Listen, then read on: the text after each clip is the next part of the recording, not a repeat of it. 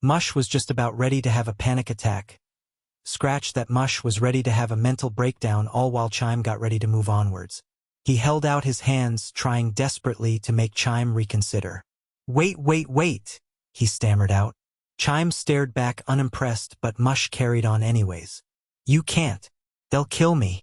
Chime raised an eyebrow, his voice starting off mocking though it devolved as he tried to fully stand. They won't. Dash. Chime coughed and wheezed, stumbling backward, quickly catching himself on a stack of rubble.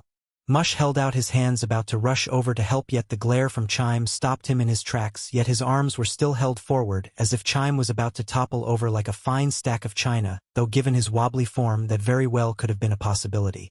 Chime held out his hand, using his elbow to keep him upright as he slowly stood once more. He gently pushed his thumb into the left side of his chest while he rolled his shoulder slowly and carefully, the action making Mush even more nervous while Chime let out thin and shaky breath. Clearing his throat once again, Chime turned his gaze back to Mush, though now the exhaustion could be seen in his eyes. I will make sure you live. Mush watched as Chime turned and tried to hobble away from the rubble, each step more difficult than the last, and after a grand total of 5 steps, Mush couldn't take the sight, so he held out a hand while taking a step forward. Wait! Mush's voice was almost a whisper, but Chime turned to the sound nonetheless. The cold stare that Chime sent Mush's way almost made him give in to let Chime carry on, but he pushed the feeling down as he held his right hand to his face, before his jaw unhinged and dangled downwards. Mush pushed his hand into his mouth, angling his palm so it pressed against his canine. Jabbing the tooth into his skin, he pulled it down and to the right, making a clean cut into the skin. Holding out his hand, a stream of lumping pink flesh oozed out like a trail of liquid tar, stopping once the first dollop touched the cold, damp ground before it shifted, pulsed, even until it moved back upwards, thought only slightly as it clumped together to form a simple shape. In the blink of an eye, the shape changed from pink flesh to a dark brown wooden cane with a simple curved handle. Nothing extra. No bumps, no dents, just a standard cane. Mush stepped forward, reaching Chime's side in a few bounds, holding out the cane with a shaky smile, while the cut on his palm began to pull itself together. Chime swiveled to Mush, snatching the cane out his hand without a word. Thought the glare he gave him told Mush everything he needed to know. What? Expecting gratitude or something unbelievable.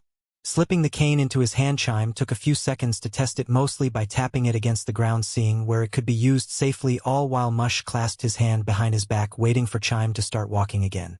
Rolling his eyes at Mush's hesitation, Chime sighed and pulled himself onwards. Finally breaking away from the rubble, Chime and Mush found themselves on a random street of the Pale City. The rain pelted the pavement and buildings, all of which were twisted and turned at unnatural angles, though they had one thing in common: the fact they seemed to stare at the ruined form Mush's old body. The taps of Chime's new cane seemed to effortlessly overtake the constant drum of the never-ending rain. The only other sound that seemed to remain prevalent was the splash of Chime's and Mush's shoes against random puddles, which seemed to ground Mush to their movement.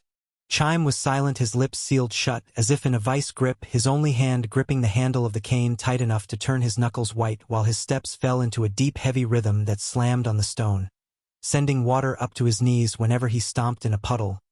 The reason was clear to see. Mush followed in tow behind his old friend, keeping just enough distance to run if Chime suddenly decided to revoke his previous act of mercy, while his mind whirled with both confusion and panic. Chime's hatred of Mush was easy to see. The sheer loathing that Chime resonated would make most people collapse from terror. Mush was not most people. Mush felt the weight, the crushing pressure, the endless waves. He took it all. He did deserve it after all. With everything he had done, Mush found it a miracle that Chime hadn't just turned him to dust, though judging from the stiffness in his shoulders, the slow deep breaths, and the fact he was gripping the cane tight enough to nearly snap the thing in half, Mush could fully tell that Chime wanted to rip him to pieces. Safe to say, Mush wanted to sink into the ground and just melt away. Then a thought hit him, or rather re-entered his mind, just one of so many things bringing Mush to a near breakdown. The thought of meeting with the other, after so many years, after everything he had done. Mush slid his hands through his hair, trying to push down the rising panic that threatened to make him spiral, when a slight tap knocked him out from his mental house fire. Chime's tired glare pulled Mush back to reality, a deep and long sigh of exasperation leaving Chime's throats. Chime hooked the cane under his armpit using his hand to rub at his eyes with his thumb and pointer finger, his sigh turning to a rasp as he could just feel the panic that Mush exuded. "Calm down. I won't let them kill you." Chime's voice came out through gritted teeth, his hatred for the idea easy to see, and it might have well not been said at all given how little it convinced Mush. Holding out his hands to just pass his chest, Mush tried to plead his case once more. "Please, Chime, you can't, they've gone ins." "I know." Chime's voice cut through the air like a gavel in a courtroom, so clear, so heavy and so demanding for attention that it momentarily forced Mush's next thought to a spot. That moment of peace was ending when Chime began to move once again, unhooking the cane from his armpit before he hobbled onward further into the city with Mush following behind. Turning a corner into a more compact street, Mush tried to ask the questions that were now piling in his mind, but the sight of Chime slightly tuning his head to the side let Mush know he would get some answers. At least answers Chime found acceptable. "I can fix it." His voice came out quick and raspy, so dry it sounded like he hadn't drunk anything in decades, as it was carried out alongside yet another shaky breath, this one trailing off like Chime's lungs were being squeezed for everything inside of which the sight and sound made Mush shiver. Shaking out the chill in his spine, Mush squinted his eyes at Chime's answer, now more confused at his old friend's cryptic replay. A notion that Chime seemed to pick up on despite him face away from his old friend. With a chuckle that sounded more like a wheeze, Chime turned his head to face forward again, though after the chuckle ended his voice grew more serious with a hint of that same repeated effect for added measure. "It's me, remember. I can fix everything." The lack of footsteps was the only sign Chime needed to know that Mush had spotted walking. No, frozen was the more accurate. Mush was standing in place, his body teased and twitching slight, his eyes hazed as a replay forced itself through his mind. A replay of a memory. A painful memory. Chime turned back to Mush once. He had stopped moving, gently leaning against a nearby wall for support, for stability, though he still winced at even the slightest contact. Mush blinked, shaking out the sudden recollection, but as soon as his eyes landed on the cold, stoic glare of Chime, he looked away again, unable to keep what little composure he had left. Grunting in both annoyance and exacerbation, Chime, slowly pushing himself from the wall, planting the cane in between two cracks on the ground to steady himself before walking off. Without a word. Slipping from alleyway after alleyway, the two remained silent, not a signal word, just a cold, long emptiness that said everything needed. The change in the silence came not from Chime nor Mush, but instead by the sound of glitching, manic cries that echoed through the abandoned streets. Turning yet another corner, Chime and Mush found the reason for the choir of ear-piercing wails. The viewers. A swarm of the mindless monsters hobbled together near the broken window of a random building, a shop, a restaurant, a spa. It didn't matter. What did matter was how they were all screeching and scrambling over each other while their bodies twitched and convulsed. A few had grabbed another face in a death grip before trying to peering past the twisted and folded skin. The two fully stepped out to the center of the streets, eyes glued to the horde of viewers as they all crumbled to the floor as if they were going through withdrawal. Mush scoffed at the sight, feeling his skin crawl. Though for the half that felt revolted at the idea of the viewers, the other half felt disgusted at himself. _H. Just as the two had turned they back to keep walking, one of the viewers seemed to notice them, its yell getting the attention of its fellow devils as they turned their dead eyes towards Chime and Mush. They remained unfazed. Chime turned away with a sigh before he kept walking without a word, uncaring to the now rushing horde of viewer. Mush watched him keep walking for a few seconds before he turned his head to the horde. He sighed, holding out his hand, feeling his skin bubble and stretch before it burst. A wave of saggy pink flesh exploded outwards, taking only a second to fully cover the wide street, the wave rising to for a moving wall. The viewers paused, shock overloading them before the severity of the danger fully reached their mind, instincts screaming to run. It didn't help. Mush felt the first of the viewers get engulfed by the wave. Then another. And another.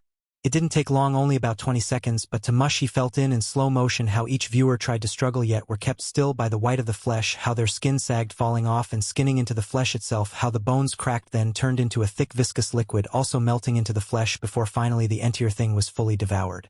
As fast as the wave shot out, it slivered back into Mush's hand, soon reforming, taking a few seconds to turn from pink to its usual pale. Realizing he was wasting time, Mush turned and quickly chased after Chime. This pattern carried on for the next hour's chime, and Mush would casually move through the pale city streets and alleyways, with Mush consuming any viewers that dared to get close, until the two reached a small port near the back of the city where rows of old boats laid rotted from lack of use. Mush moved off ahead without a word, already understanding why they were here, and so he went searching boat after boat, dock after dock. Another 30 minutes pass, and finally Mush had a stroke of luck. In a bank of sand just next to the dock was a rowboat, one their size. Even the only notable degradation was how the paint appeared to be peeling off. Mush sighed in relief and turned to go get Chime, only for his old friend to already be next to him before he walked past him and headed to the boat. Exhaling in relief, Chime sat down on the back end of the boat, placing the cane down by his feet. He turned at the sound of sand shuffling. Chime watched as Mush moved to the back of the rowboat, cracking his neck before he began to push the boat out of the sand and onto the water. Quickly chasing after the boat, Mush leaped into the air, catching the boat's edge before pulling himself up and inside, taking a seat near the front. Behind, he grabbed both oars, reshuffling his drip before he began to paddle. As the fog slowly covered more of the pale city as it grew further and further out of view, Mush found himself lost in thought. He had honestly been avoiding thinking about everything as a whole, but now, with the repetitive motion of rowing the boat, and with the only major noise being the gentle waves, Mush could only think. And once again his nerves came back at full force. His mind cycled through everything that had happened and was to happen. Chime's return, how he broke the cycle, Chime letting him live, seeing the others again. Then it hit him, a thought that hadn't quite reached Mush's mind, but had most certainly done so now. Mono and Six. His head whipped upwards, starting directly at Chime, who seemed to also be lost in thought, but once Mush's eyes reached his, he soon snapped out of it. Chime tilted his head slightly, waiting for Mush's question, while Mush himself swallowed the lump forming his throat while he tried to think of the best way to word it. What's that plan for those two? Chime blinked, his eyes narrowing. They're not going near us, if that's what you're asking. Chime's voice was a cold whisper, the underlying message easy to read. Mush shook his head, slowly pushing down the memory that were brought to the surface. And no, I meant like, in general. Chime's eyes stayed narrowed, but he did seem to believe Mush, if only slightly. Coughing to clear his throat, Chime sat up straight, opening and closing his mouth slightly before he started clicking his tongue off the roof of his mouth again and again, but with small variations. Some were quick like snapping fingers, while other were long like an echoing clap. Mush blinked before the memory played in his mind. This was more welcome and manageable, especially compared to the last few. Even though Mush had figured out what Chime was doing, that still didn't answer his original question. Mush leaned back while keeping his questing to only his mind. Why tell him whatever? Water crashed and evened out as Titanic paddled, slammed against it, pushed the larger boat with the ferocity of a wild breast backed into a corner, the oars beginning to crack and splitter from the sheer force. The ferryman was overjoyed, thrilled, ecstatic, but most of all, he was filled with reignited hope. He kept paddling, each minute adding more intensity. His hat threatened to fall off into the water. His hands almost snapped the oars in two from his grip, and his jacket gained a darker shade from the constant amount of water that splashed against it, but he didn't care. All that mattered was getting to land, which would probably take a while given how far out to sea he was. Click. The ferryman's rowing ended in an instant, his ears perking up at soft sound that came from all directions. He stood up, his first instinct to check the water below for any kind of monster, but the sound came again and again, more from around the air than the water, and so the ferryman listened in, trying to figure out what it was. Then it hit him. In a flash, he ruffled into one of the countless pockets that made up the inside of his coat, quickly pulling an old journal that hadn't been used in years, but one the ferryman refused to throw away. It held to many memories. Shaking away the ferryman sat back down, opening the weather journal in one of its few remaining pages. He held up his left hand before his pointer finger began to crease and wrinkle. Before in half a second his pointer finger shape shifted into a simple pencil that he used to frantically jot down the sound. Or rather, the message. Once each click was noted down, he looked towards his completed message, which was made of Morse code, the short clicks being used as dots while the longer ones were dashed. Rubbing his eyes, the ferryman read the code out loud. Straight face, // // The ferryman blinked in confusion, reading the translation to make sure he wasn't seeing it wrong.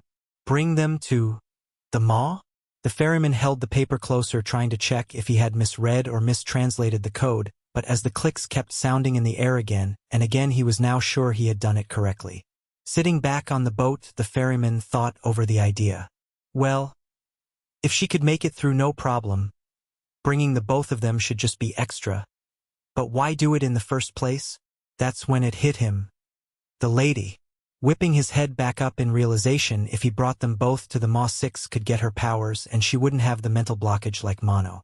Slowly the ferryman began the chuckle, an insanely deep sound that seemed to make the water around his boat ripple.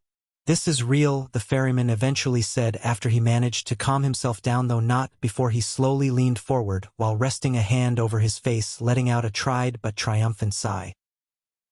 He's really back.